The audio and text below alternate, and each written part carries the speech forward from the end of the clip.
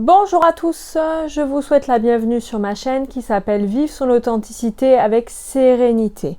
Je m'appelle Aurélie, je suis astrologue. Aujourd'hui, je reviens vers vous pour vous présenter les énergies de la prochaine pleine lune en Taureau du mercredi 5 novembre 2025 à 14h19 heure de Paris à 13°23 du Taureau. Cette pleine lune à venir en Taureau sera bénéfique principalement pour les deuxièmes décans Capricorne, Vierge, Cancer et Poisson, et ça sera en revanche un peu plus compliqué pour les deuxièmes décans Scorpion, Taureau, Lion et Verseau. Mais rassurez-vous, les énergies de la pleine lune, c'est juste une question de 1 ou 2 jours avant et 1 ou 2 jours après. La pleine lune, ce n'est jamais très long. Alors qu'est-ce que c'est que la pleine lune? Tout simplement, c'est lorsque la lune se retrouve à l'exact opposé du soleil. Donc concrètement, cela veut dire que la lune va se retrouver dans le signe du Taureau à l'exact opposé du soleil qui lui va se trouver dans le signe du Scorpion. Ce qui fait que ça va donner une distorsion, ça va faire une distorsion entre les énergies yin et yang, donc les énergies intérieures et les énergies extérieures.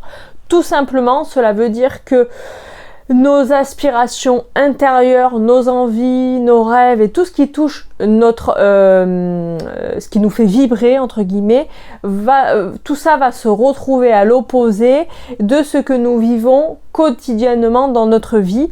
Il y a des événements qui peuvent se passer qui finalement ne vont pas aller dans le sens de ce qu'on aimerait. Cette pleine lune se trouve dans l'axe Taureau-Scorpion puisque ce sont les deux signes opposés mais complémentaires pour cette pleine lune à venir. Donc cela veut dire que certaines personnes vont avoir du mal à lâcher prise sans cesse dans le contrôle et la suranalyse, voire aussi dans la manipulation. Donc il y a certaines personnes qui vont peut-être se retrouver trop Scorpion à vouloir déplacer des montagnes, à vouloir être trop dans l'action, à vouloir faire bouger des choses et elles n'y arriveront pas. Donc cela va faire que les personnes vont dépenser trop d'énergie et vont se heurter à des murs et auront du mal à lâcher prise et risquent d'être très Scorpion et de s'énerver, de piquer et tout ça. D'autres, à l'inverse, vont se retrouver très Taureau et elles vont avoir du mal à sortir de leur zone de confort et de leur habitude. Parce que c'est vrai que le Taureau, à l'inverse du Scorpion, il est beaucoup plus tranquille, il est beaucoup plus posé, il aime ses habitudes, il aime sa quiétude, il aime sa vie quotidienne bien rangée.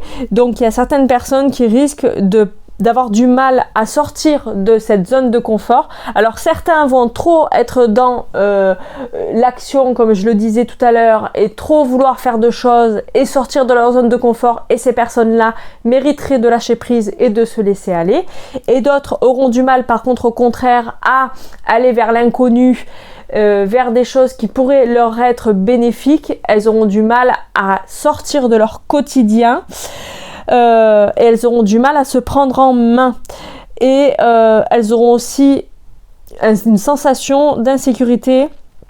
Donc elles seront très mal pendant la période à ce niveau-là, au niveau de l'insécurité financière, matérielle et ou affective. Et d'autres qui, elles, sont dans un quotidien et dans des habitudes qui sont sclérosantes et qui finalement ne leur apportent rien, mériteraient de sortir de cette zone de confort afin de faire un travail d'introspection. Donc là on est vraiment sur le Scorpion, afin de se prendre en main et de comprendre ce qui ne va pas dans leur vie. Donc néanmoins, ça sera une pleine lune axée sur la loyauté, la solidité, la persévérance, au positif, mais au négatif, cela peut donner de la possession, de la jalousie et de la rancune. Ce sont des caractéristiques qui sont propres aux deux signes, que ce soit le Taureau ou le Scorpion.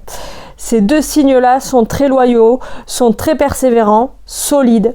Ça ne va pas se montrer de la même manière, puisque le Scorpion est beaucoup plus actif que le Taureau, mais cela n'empêche qu'ils portent ces qualités-là à leur manière. Pareil pour les défauts. La possession, la jalousie et la rancune est présent dans les deux signes. Et cela va se montrer de manière différente. Donc cela veut dire que toutes ces phases, toutes ces caractéristiques de ces deux signes risquent de ressortir pendant cette pleine lune. Maintenant, je vais vous présenter les énergies de la pleine lune en Taureau, donc du mercredi 5 novembre 2025.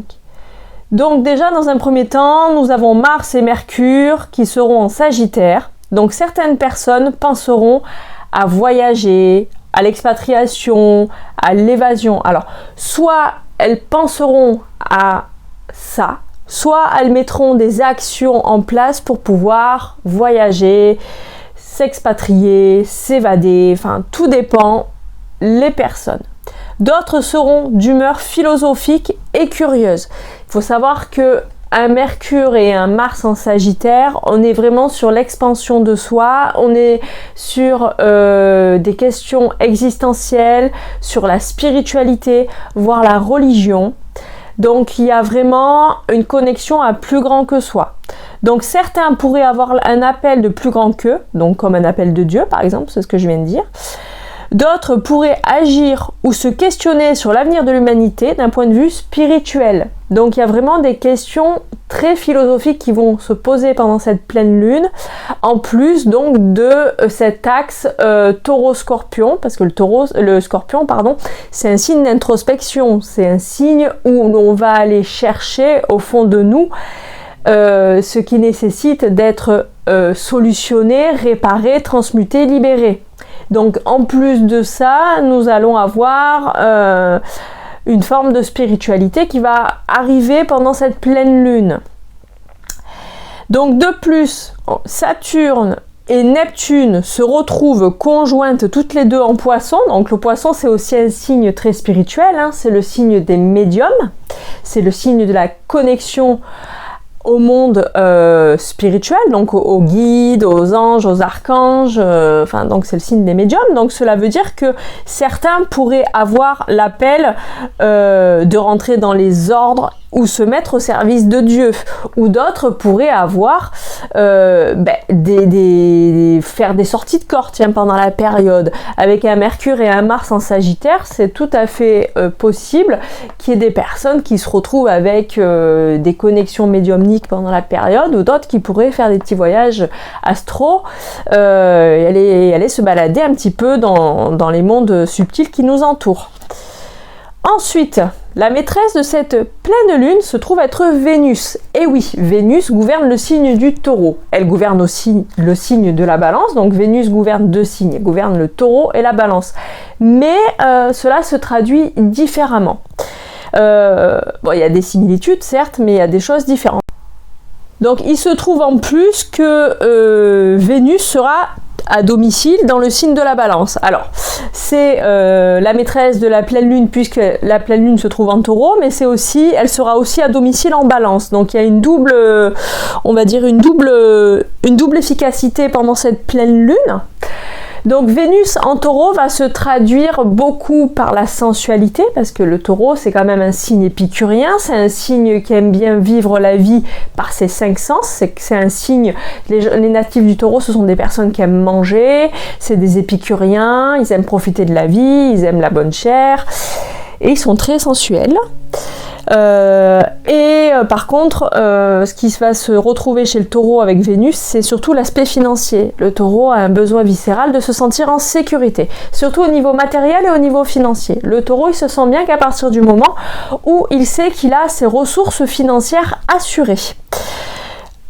À côté de ça, Vénus en Balance, c'est une Vénus, certes, qui va être aussi sensuelle comme le Taureau, mais qui va être beaucoup plus axée sur l'amour du partenaire, la recherche du partenariat amoureux, la recherche de la mise en couple, la recherche de la connexion amoureuse. L'amour chez le Taureau, c'est vrai qu'il va y avoir une question de couple, parce que les Taureaux, de manière générale, ils aiment bien partager leur vie avec quelqu'un, mais la Vénus en Taureau va surtout s'axer sur l'amour de la famille, que ce soit pour les parents ou que ce soit pour les descendants. Parce que le Taureau, c'est pareil, c'est un signe qui va beaucoup s'axer sur la famille, il se met au service de la famille. Tandis que la Vénus en Balance, elle est plutôt sur le partenariat amoureux, sur le côté esthétique, sur les arts. Donc elle va être sensible aux jolies choses. Les taureaux aussi, oui, c'est vrai, les taureaux, ils ont un côté artistique, mais ça va se traduire quand même sensiblement différemment. Donc là, revenons à nos moutons. Vénus se retrouve, donc je le disais, à domicile en Balance pendant cette pleine lune en Taureau. Donc cela, ça va donner quoi? Ça va donner que certaines personnes auront envie de trouver l'amour. Il y aura de la sensualité dans l'air. Donc certaines personnes vont vouloir se mettre en couple, donc le partenariat amoureux sera important. Une rencontre peut avoir lieu pour certains ou d'autres consolideront leur lien avec leur partenaire actuel. D'autres risquent par contre de tomber, parce qu'il y a des aspects qui sont pas très fun, donc sinon c'est pas rigolo, hein. Donc risquent de tomber sur des personnes qui ne sont pas faites pour elles, donc qui ne leur conviennent pas, ou des personnes toxiques ou manipulatrices. Donc faites attention. Pour certaines personnes, si vous ne sentez pas les gens qui sont autour de vous, surtout ne vous engagez pas sur un coup de tête. Alors maintenant, on va parler de l'argent. Pourquoi? Parce que le taureau, c'est comme je le disais tout à l'heure, c'est l'argent, hein. On est sur les revenus en taureau. Donc Vénus, c'est aussi l'argent. Donc côté argent, c'est une période difficile où l'argent peut avoir du mal à rentrer, surtout que là on est en Vénus en Balance, donc la gestion de l'argent en Balance, c'est pas la même gestion qu'en Taureau. Donc là, on se retrouve finalement sur une envie finalement de profiter de la vie et sans forcément se soucier de l'aspect financier. Donc il va y avoir plus finalement l'aspect financier avec une Vénus en Balance, elle est beaucoup plus abstraite en fait. Donc d'autres auront un rapport à l'argent assez libre et le dépenseront facilement. Voilà, il n'y a pas vraiment cet aspect concret du Taureau pendant cette période de Vénus en Balance. On est vraiment sur une envie de profiter et l'argent va être consommé plus finalement comme quelque chose d'abstrait que quelque chose de concret. Voilà, je viens de finir de vous présenter les énergies de cette future pleine lune en Taureau, donc en date du mercredi 5 novembre prochain.